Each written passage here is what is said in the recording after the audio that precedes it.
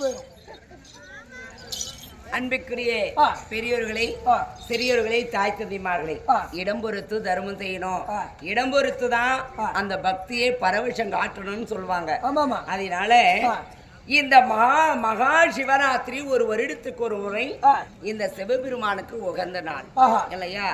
அந்த சிவபெருமானும் அந்த பார்வதி அம்மையார் சக்தி உமையவளும் இதற்கு பிறகுதான் பித்தவெறி பிடித்து அவர்கள் சுடலை என்று சொல்லக்கூடிய இந்த சுடுகாட்டில் எல்லாம் ஓடுவாங்க.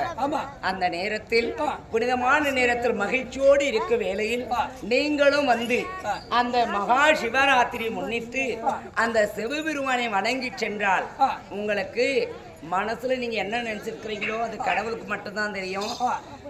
குழந்தை இல்லாதவர்கள், நோய் நொடி இருப்பவர்கள், இன்னும் வீட்டில் மனக்கச்சம், பிள்ளை ஏவல், கண்திஷ்டி எது இருந்தாலும் சரியே, திருமணம் ஆகாதவர்கள் அனைத்து பேர்களும் நீங்கள் எல்லாரும் இங்க உக்காந்துக்கிறவங்க பெருசு கிடையாது. என்னடா இங்க வந்து ஸ்டேஜுக்கு வரணும்னு நீங்க தவற நினைக்க வேண்டாம். நீங்க எல்லாரும் வந்து இங்க கும்பிட்டு வணங்கி சென்றது ஆனால் உங்களுக்கு கண்டிப்பா மழை போல இருக்கிற கஷ்டம் பனி போல நீங்க எல்லாரும் வந்து தைரியமா நீங்க காசு இல்லைன்னா கூட வந்து கும்பிட்டு போங்க. அந்த புண்ணியம் உங்களுக்கு சாரும் இல்லையா?